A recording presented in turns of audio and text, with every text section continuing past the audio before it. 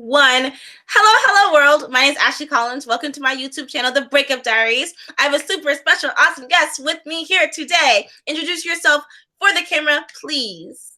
Hello. I am Deb Ortiz. I started my health journey in 2016, and I've been on a painfully beautiful journey, as I like to call it, discovering myself, growing, loving myself, and it's been an incredible journey.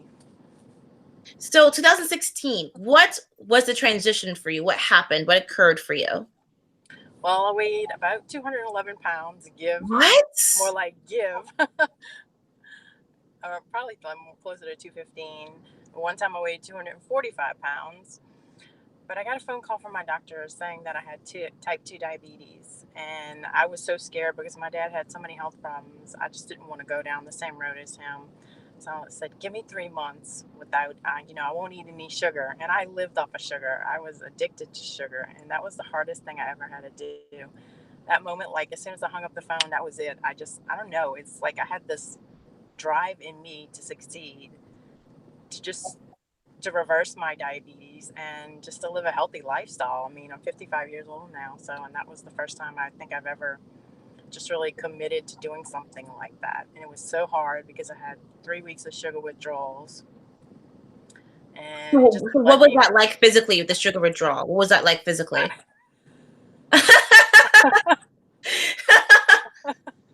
Well, sometimes I was a bitch. It's like I'd have mood swings. I'd be up, I'd be down, I'd cry. And it's just I would pray a lot, and I would repeat, God is helping me, God is guiding me. That helped me a lot through the journey, just to get through this, because I didn't think that I could do it. I just had a knowing that I needed to do it, but I didn't know that I would actually succeed. But I had this drive so strong, like I've never had before in my life, that just kept me. My motto was take it one day at a time, and sometimes it was 1 minute, 1 second at a time, until I just stayed away from sugar for at least I want to say almost a year and a half, 2 years. I'm almost 3 years into my health journey, July 1st. Wow. So how tall are you? I'm about 5'10", 5'9.5" ish. Bro, you're tall. Yeah, I'm very tall. So like, did you even realize that you were overweight? Well, I knew I was overweight because I was like a size 18, size 20. And Uh-huh. I grew up being pretty healthy, pretty active, um, very thin, almost like Mm-hmm. anorexic thin. And then I got to where I love sugar so much. I wanted to gain weight, so I would just eat ice cream for breakfast and just started eating. And then I started gaining weight and started getting like, instead of going from straight, people used to tease me, tell me I look like, flat as a board. So I went from straight to having a figure, and Mm-hmm. kind of met the wrong guy, began to, really not value myself as a person, and would eat a lot just to comfort myself, a lot of sugar. And so the change and just to give up sugar was like giving up a part of myself in a way, because that was my comforter, my nurturer. That's what I turned to just when I was feeling down, when I was feeling depressed. Okay.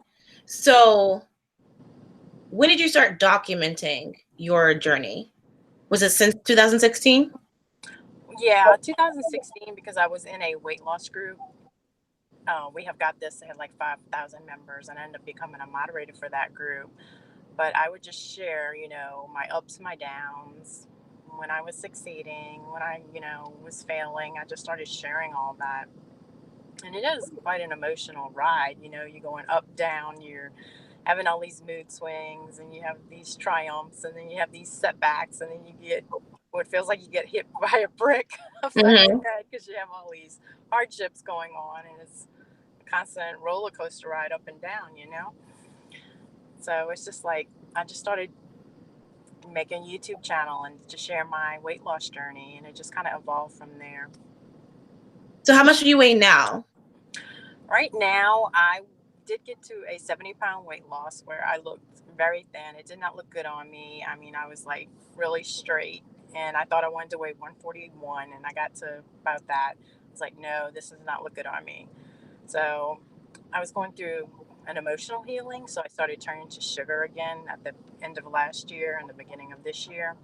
So I gained some weight over the period. So right now I weighed in at like 177, which is I want to lose about 20 pounds.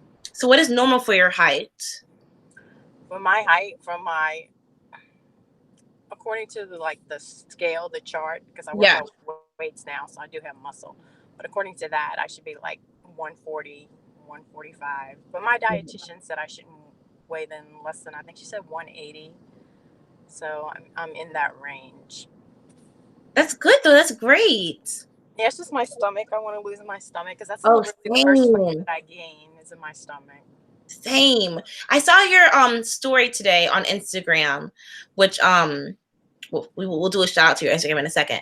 But on your Instagram you said, "What do you love about being a woman?" And what brought that to your mind? Because it's just someone did a story, and I asked her what was the question because I missed it, and she said, "What was the one thing that you love about being a woman?" And for me, it's being a mother. Because at one time I was so scared to be a mom because my mom, she didn't know how to show love. She didn't know how to express it. She was a very anger bitter person, and the way, just the way she spoke to me is like, there's no way I can never be a good mom. I don't have any kind of role model, no example. And I am the total opposite of my mom. I just give unconditionally because that's part of who I am. I love my children so deeply. And a part of myself, I lost myself somewhere in the journey because I would just give to my kids and not care if I didn't sleep or anything. And I just came to a place of now I give out of love, and I'm learning to kind of step back and let my kids have to figure things out for themselves because everything in me wants to say, "Oh, I want to solve this problem for you," but I can't. They have to go Yeah. through their own journey. It's part of their growth, part of their experience, part of life lessons to be able to learn to deal with situations and find answers to them for themselves. I love that you mentioned that. I love that because I'm a huge advocate for like let your kids mess up. Because for me growing up, it was if I mess up, I can run home back to mom and she'll fix it for me. So what are your thoughts on that? On like allowing parents to like let their kids mess up and learn on their own without taking it so personally? Like how do you not take it personally that like how do you detach yourself from their journey and like your parenting? That was a lot. Sorry. I think it has to come from a place of love. You love them so deeply that you have to respect that what they're going through is part of their own journey. And even though you want to solve, because I had a situation with someone in my family, I'm not going to share that because that's their personal journey. Uh-huh. But I had to step away from that and let them go through that. And believe me, that was so hard because everything in me wanted to say, I can solve this problem for you, but I couldn't. There's no way I could solve it. They had to go through the process. And it was hard and it was painful. And let me tell you, I shed a lot of tears. It was just part of accepting and letting go. And as a parent, sometimes we have to step back or else we're going to, hinder them and they won't learn and grow. And they'll always be, like you said, running to their parent or Yeah. running to me for help. And eventually, one day, I'm going to be gone. I'm not going to be here. And they're going to Yeah. be left with, oh my gosh, how do I deal with this? How do I handle all this? So sorry. Oh, that is got really personal for a second. I just thought of something. Sorry. So what was it like talking to Evan Carmichael? Give us some backstory on that. First of all, you talked to Evan Carmichael. Tell us who he is. Okay, so I want to say I found Evan Carmichael maybe 6 months ago, and I Oh started watching wow. Les Brown because I love Les Brown. Anyone Everyone that, loves Les Brown. yes, yes, You can't yes. hate him. You can't hate him. Yeah, he's amazing. And I just started reaching out to Evan. I can't remember exactly. I sent him an email telling him, I think it was something along the lines of, I want to help women. I want to get my message out. I started a YouTube channel. And he gave me a free coaching session with Lily Ma.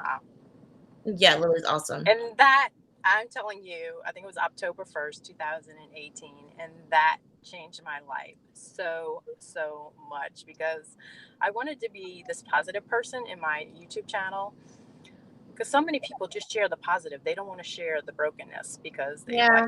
they want to live this illusion and Yeah. it's false, you know? So she told me, don't be another peppy fitness instructor if that's not who you are. I was doing these 1 minute fitness videos.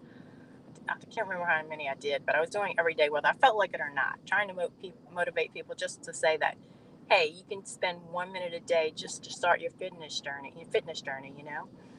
And she's like, be yourself. I shared some of my past with her, and she's like, you know, be yourself. I said, nobody wants to hear that painful story. And she's like, I watch painful stuff when I'm feeling down, when I'm feeling sad. Yeah. She just helped me really step out of my comfort zone to share part of my past relationship. Mm-hmm. So, how did you get to talk to Evan? So I would send him DMs all the time, just asking him different questions and just commenting And on his stories, and he would respond. he would. Yeah, Wow. he is so awesome. He sent me a video DM the first time. He's like, I'm giving you a free coaching session with Lily Ma. He sent me the email first and he's like, you're going to love her. Get ready for it. I'm thinking, oh my gosh, just get ready for it. I had holding the phone because I couldn't get Google to work on my laptop and then on my iPad. And I was trembling. I was shaking so bad having this conversation with her. I was so fearful to have a conversation with somebody else that I didn't know. And when I talked to Evan in that interview, not the interview, he was doing his live.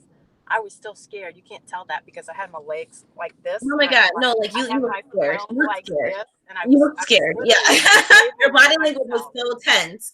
Yeah, I was stabling myself, and my heart was beating. I could hear it like pounding outside my chest, and it was scary. And I just, I had emailed them, I DM'd them all back, and I said, how do I reach more women? Because I really want to reach women that have been abused mentally and physically. And he said, well, are you doing a lot of edits? I said, yeah. He said, do you want to do more edits, or do you want to reach more women? Such a simple question. And I was like, I want to reach more women. And that started me just doing less edits in my YouTube videos. And there's a lot of times that I'm crying on camera and I look a mess. And, part of me wants to edit that, but I don't because Yeah, it's no. Don't share hide that. all of it. Yeah, for sure. Definitely for sure. Have you been reaching more women lately or Um, no, I'm kind of an introvert, so I don't really, no? yeah, I don't really hang out with a lot of people.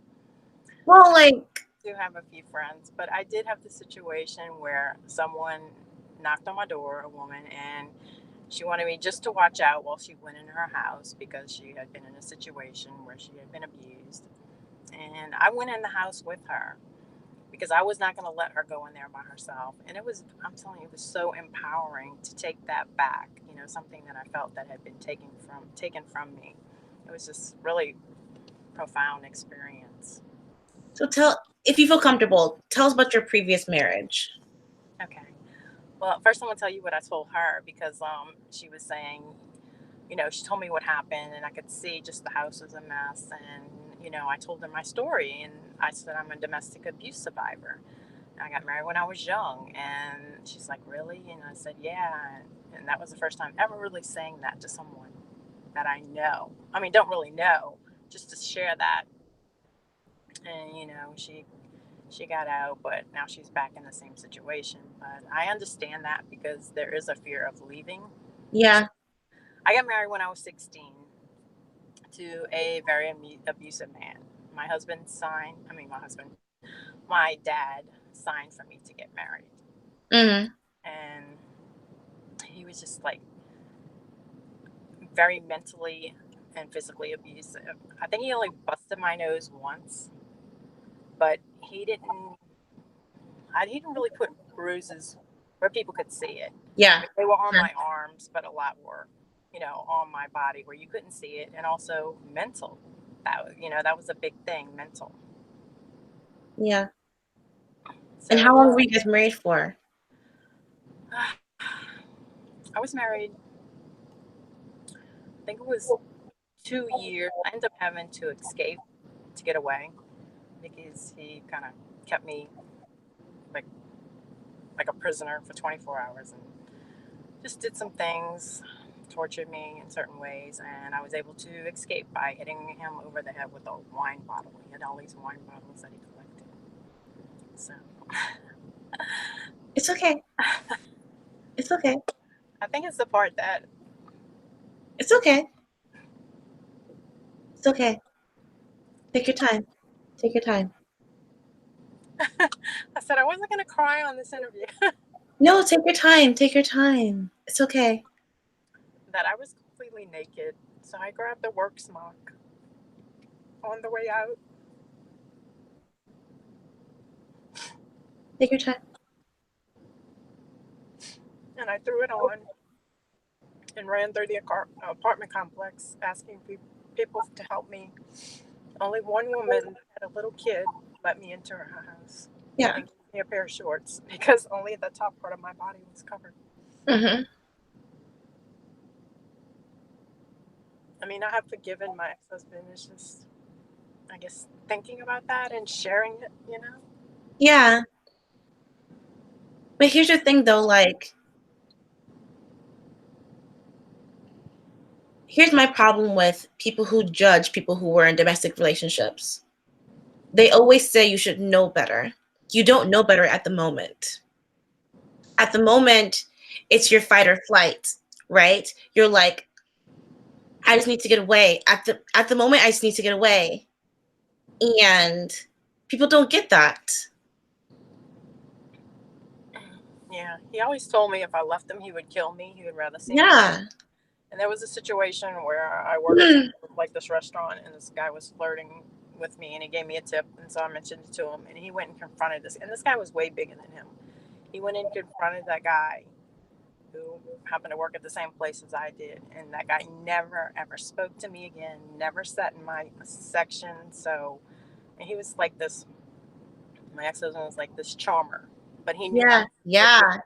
He was They're always, very, very manipulative. yeah. Why do you think that? And I don't mean for this to get like sexist or anything like that, because like I don't really like that kind of conversation, but I'm really trying to hack it recently because like as a girl who puts yourself out there, you get inappropriate messages from men. Why do you think that men are so possessive of women? I mean, I think it depends on the individual, and for him, he was abused as a child. At least he told me that Mm, he was. So, in my opinion, I really think that he hated women deep down, somewhere inside, mm-hmm, that he hated them, because like anytime after we were intimate, he would abuse me after that. mm-hmm. I guess because he gave maybe something of himself and he wanted to take it back. Mm, yeah, that's true. My abusive relationship was with my first boyfriend ever, and it was a lot of daddy issues. It was a lot of his mother would not brag, not brag, but she would just always say how like his father was extremely abusive to us, and like he had adopted his father's behavior of just being abusive, and yeah, a lot of women in my family have been abused as well, and so I thought that that was normal. I thought it was normal for like you to get like hit every now and then, and no one had said to me concisely, verbally, this is not okay. And I had to learn that the hard way.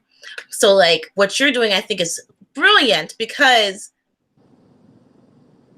with social media, we have a chance to tell people that, like, how you're feeling, this discomfort, this abuse is not okay. And it doesn't matter what your family is saying, it doesn't matter what your friends are saying. Listen to someone who's lived through this. Right.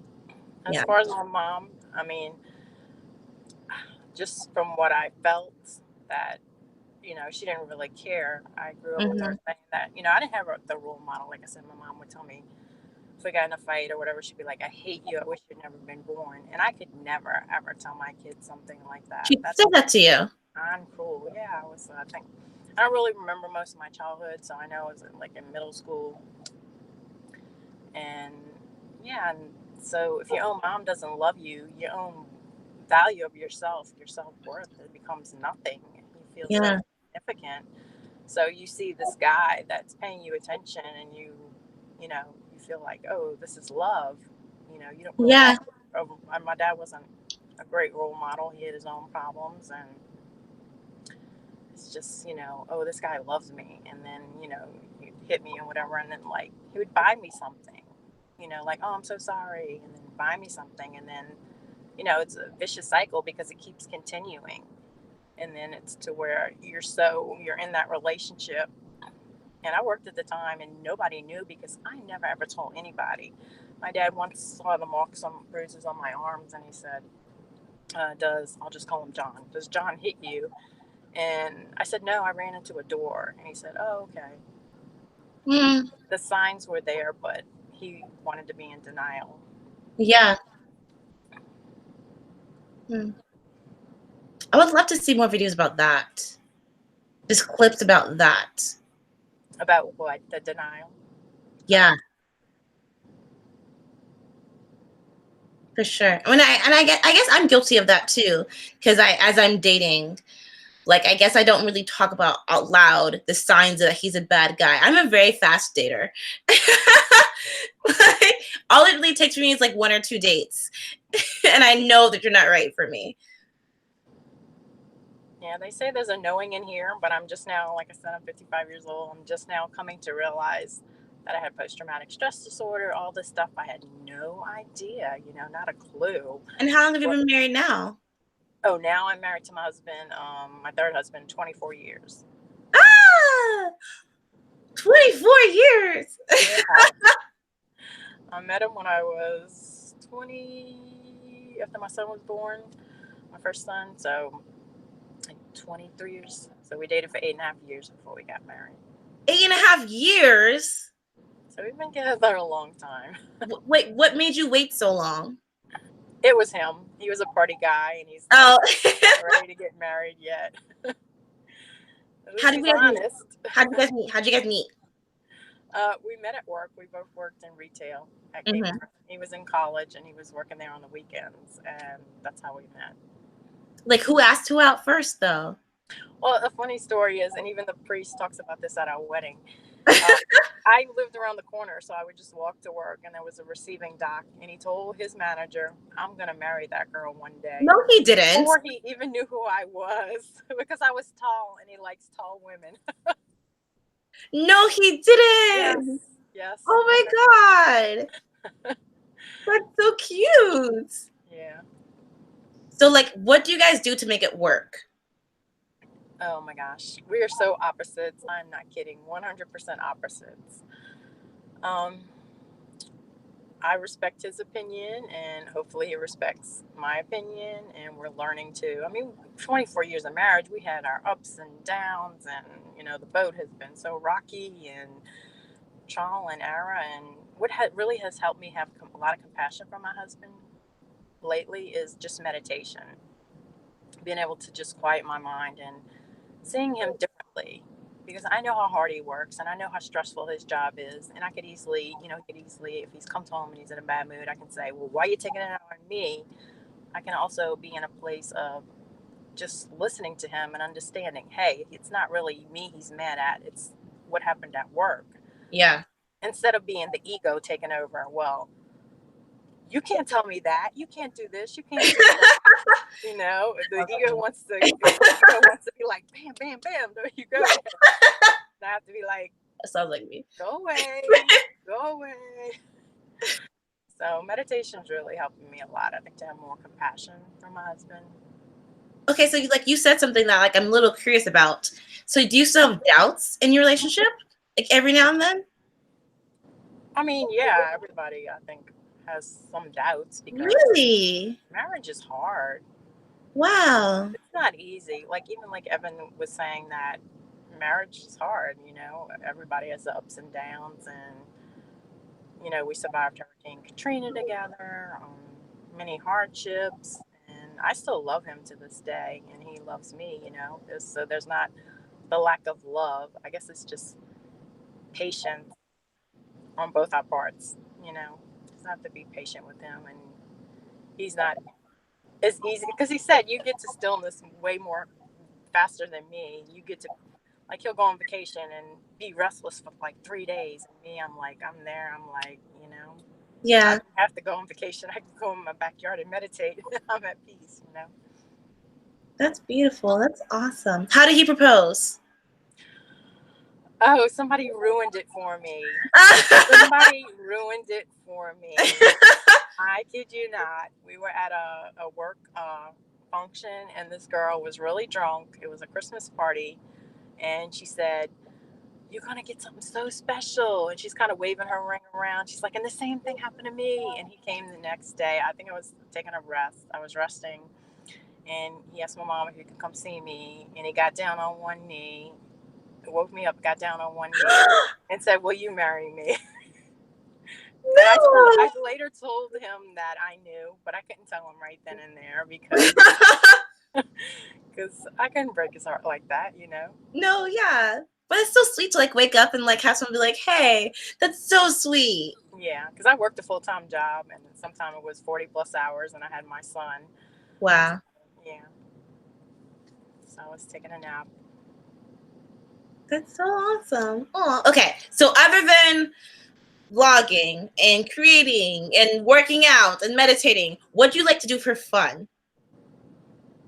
Um, I'm always on the go, pretty much just running errands, doing stuff from my oldest daughter, sometime my youngest daughter. So for me, I think like downtime, other than meditation and exercise, would be just like creating something, um, painting. I don't really do much. I'm just like I feel like I'm always on the go. Sometimes I feel like there's not enough hours in the day. I always tell my daughter, I'm like, Same. I never get anything done, and she's like, Mom, that should be Same. motto.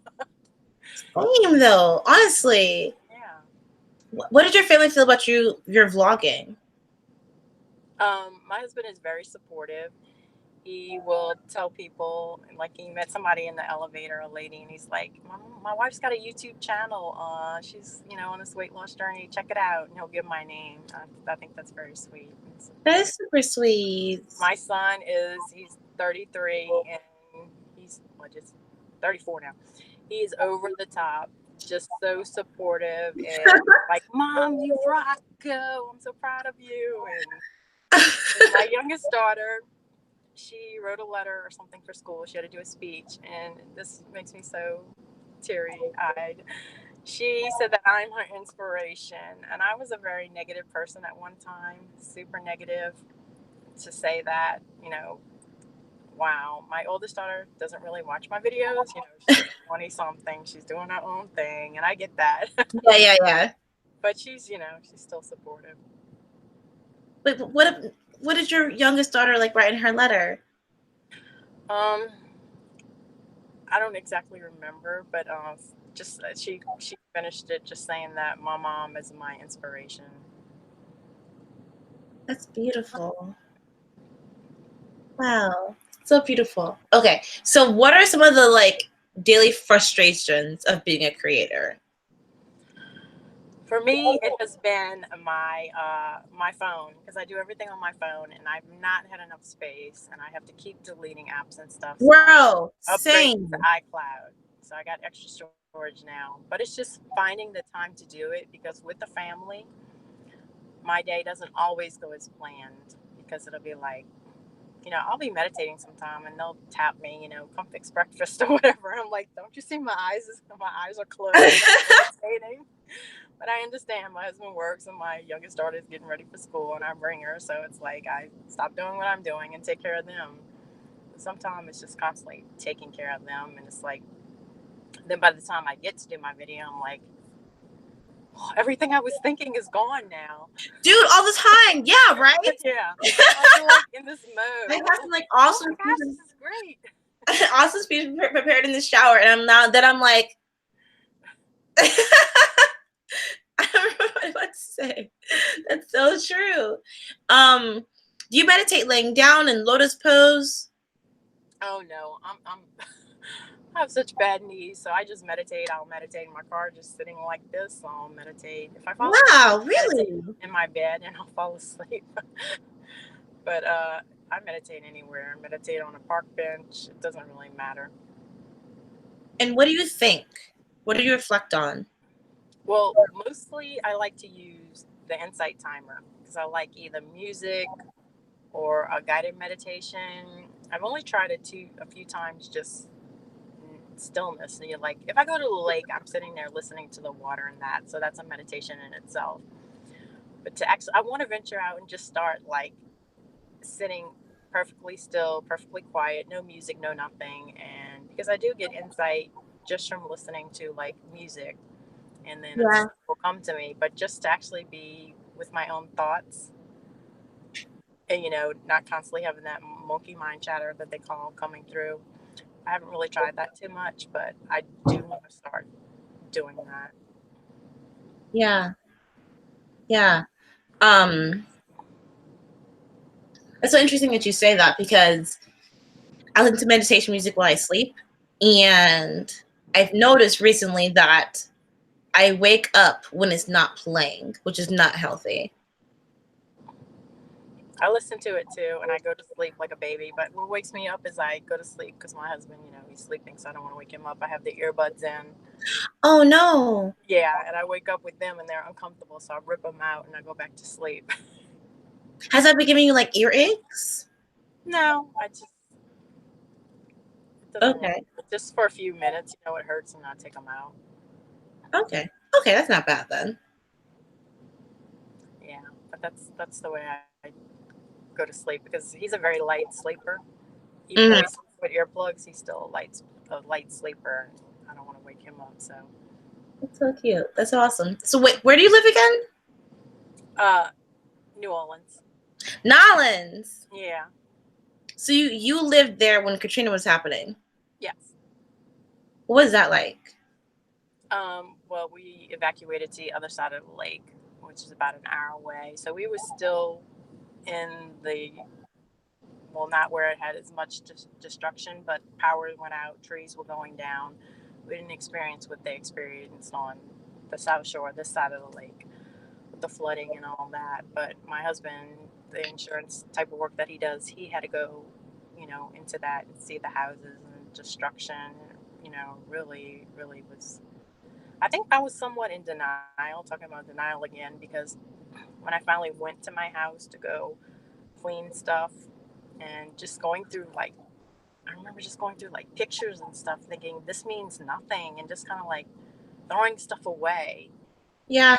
It was like I was numb to it. It's like I was not ready to just go through it and experience it and deal with the pain, I guess. So again, I turned to sugar. I was living, on the other side of the lake in a trailer. I was Mm, infested with roaches and stuff, and even though they had it bombed and everything, it was just an experience. And I turned to sugar and gained more weight, and yeah, it was like I think I really felt the most alone then, because my youngest daughter was 5 and my oldest daughter was 10. um, so you were born and raised in New Orleans. Hmm. What made you guys not move after that? I guess it's just that's all we knew, New Orleans. Hmm. We raised here, lived here. We just rebuilt and just it's home. Yeah, I would love to visit New Orleans one day. I applied to this intern a residency for the I think they're closing it. NOLA, New Orleans. Oh, what is it called? There's this residency there where you write and you create something and then you can put it on. You showcase it at the end of the year. It's like a 3-month program, and I applied to it and they denied me. But I think Okay. they're closing. Oh, sorry. Yeah, it's okay though. I'll still make my way over there. Okay, so how do you deal with negativity online? I haven't really experienced that. Oh, lucky. They say when you experience that, that means you're up there and you're popular. So you're up there, Ashley. No. God, I don't want to be popular anymore then. Well, how would you deal with it? I think I would just say thank you for your thoughts, and I send you love, because that's just their opinion. And some people, I'm a very sensitive soul, so I think it would get to me a little bit. But then I'd have to realize that I don't know them, they don't know me. They're just speaking from maybe whatever hurt they have, or just being mean. So you just have to say that's just them. It's not a reflection of yourself. That's true. I've been using thank you for your input more often. That's a good one. Do you think so? Yeah. I feel like it's a little like passive aggressive though. I think Evan says, thank you for the love. Does he do that? Yeah, he says he wants the haters. That's the ones he wants to respond to, because he No, has honestly, yeah. and he responds to the ones that give him the criticism. Yeah, because I used to block people, but I have a friend who I follow, Brian Gurley, and he was like, "Don't block your haters," and I was like, "Why?" And he's like, "Because they're still like boosting your views." I was like, "Oh, duh." True. That's true. Yeah, so I don't block anymore. Like I unfollow or whatever, but like from now on, it's like, okay, thank you for your input. Have a great day. Yeah, that's a tough one. It really is. So other than Evan Carmichael, who else do you follow? J. Rise. He helped me with my name. Love to shorten it to Love and Deb. How did you guys come up with that name? Well, he didn't. My youngest daughter came up with that name because I want that to be my YouTube channel name. Uh-huh. I was thinking like Debbie Love, just along those lines. And she said, "What about Love and Deb?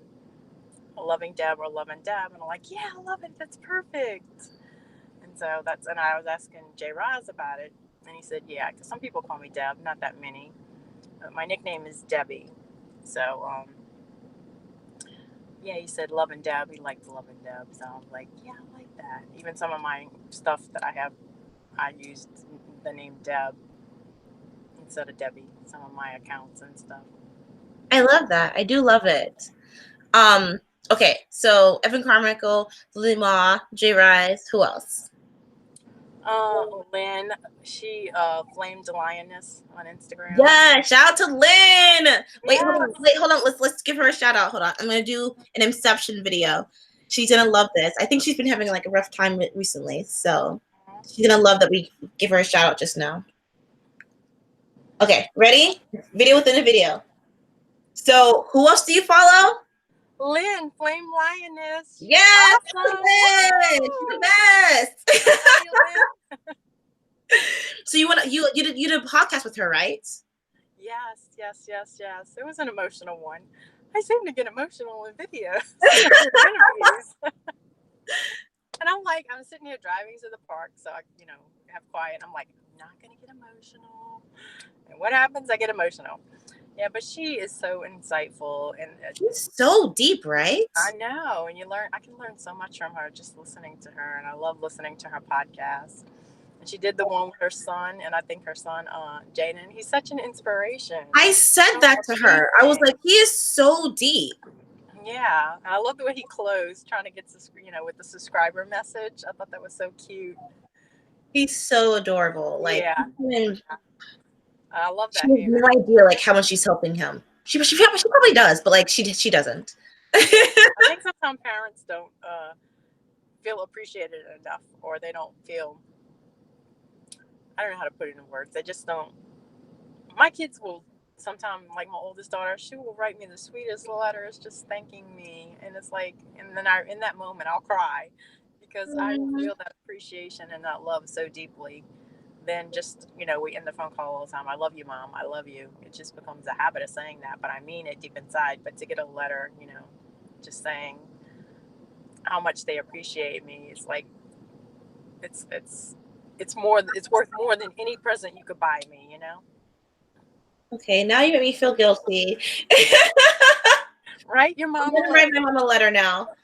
and Oh, send it to her. yeah, I save them. I have like 2 or 3 from my oldest daughter, and I'm telling you, they are beautiful. They're so special. And then the one from my youngest daughter, so it's Wow. beautiful.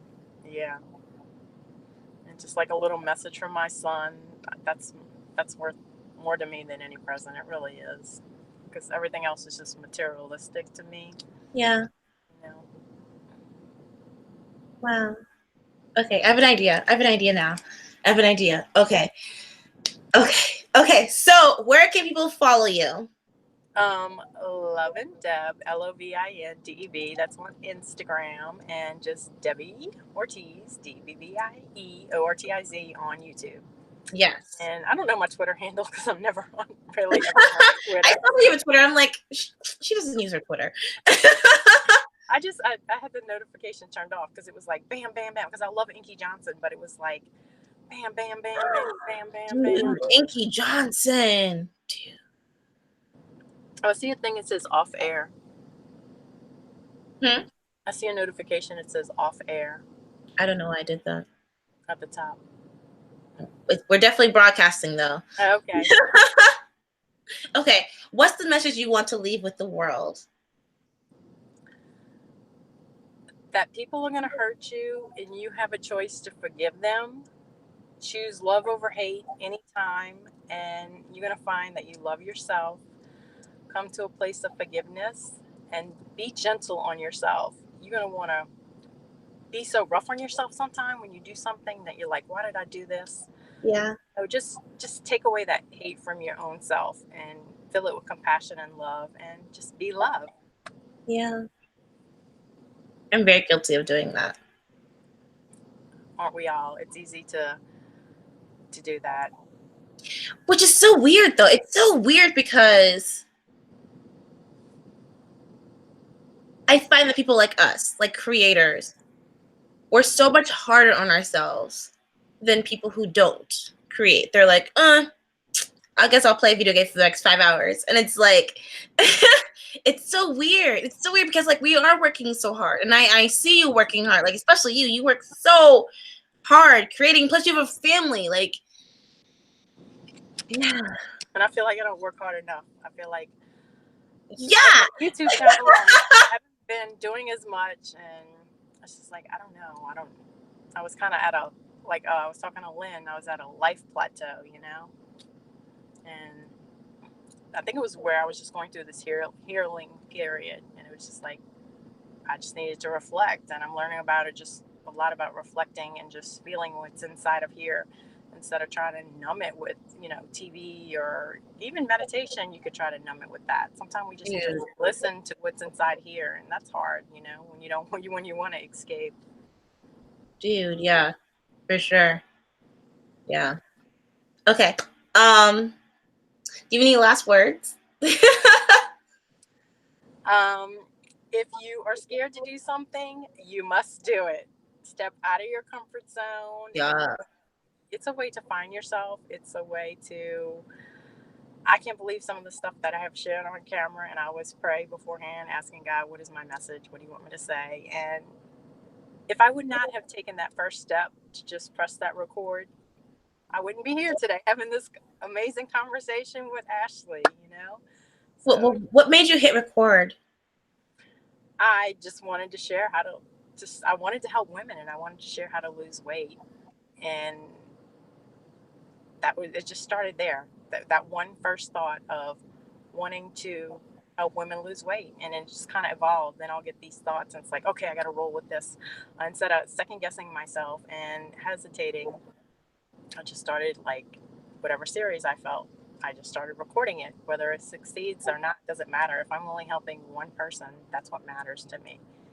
Even though I want to grow my channel because that means reaching more people, Yeah. I'm happy with helping one person. Yeah. So that matters. You're so amazing. Oh, thank you. Stop being amazing. Oh, thank you. I feel like my face is red. It's hot in here. No, I'm sorry. Please don't look in your car. What? No, I have the air on, but it's not circulating too much. I don't know if you remember this movie, but it was a like super old movie. And it's this lady and her son in a car, and there's just like rabid dog outside the car. Do you remember that movie? I can't think of the name of it. Was it a comedy? No, oh my god, it was so scary. It was Oh no, I terrifying. like scary movies. I think that's why I was scared of dogs for a very long time because I saw the movie as a kid. Oh yeah, I thought yeah, that they all want to kill us. yeah, definitely. What's your favorite movie? My favorite movie was used to be Dirty Dancing and Top Gun. But I was past romantic tense. romance. Past tense. You said was. Well, I don't watch TV as much anymore. Mm-hmm. So my son's an actor, so I would have to say my most What? favorite movie is Venom because he was in it, and Is Venom your is son really Tom Hardy? good. Huh? Is your son Tom Hardy? I know my son Tom. Oh, It's Brandon wait. Morales. I mean, Deb. Oh, I was moved to New Orleans for a second. No, but my son is in Venom. What's your son's name? Brandon Morales Morales. He is my inspiration because it's so hard to be in the film industry, It's and so hard. yes, yes, yes. And he's done so many like TV series, shows, guest, 3 movies, Hotel Artemis. Um, Does he have Twitter, Facebook? yeah, just Brandon Morales. I don't see him on Twitter. Um, yeah, he has it. What's his handle? It should be Brandon Morales. BrandonMorales. A lot of Brandon Moraleses. Okay. On IG, it's the same thing. I'll follow him on Instagram. He hasn't been as active lately, but yeah, he's done 3 movies. A That's Cricket so Somebody. awesome, though. Cricket Somebody.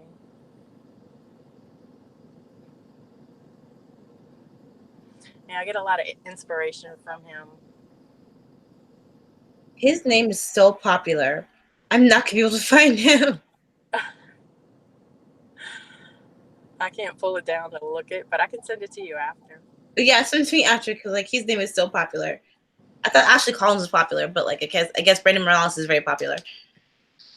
Okay, thank you for talking with me. This was so like light and refreshing, and it's like I said, I don't mean to be sexist, but I don't really get a chance to talk to a lot of women on my channel, and I don't like that. Aw. I'm sure there's so many women that would want to talk to you. I would love that. I guess I should like make myself more open to it, I guess. Yeah, put it out there. Yeah. Put it in the universe. Yes, more women because we have a hard enough time as it is. And I was talking to some of my male friends yesterday, and I was like, you know what? Women really are great at talking bad about each other.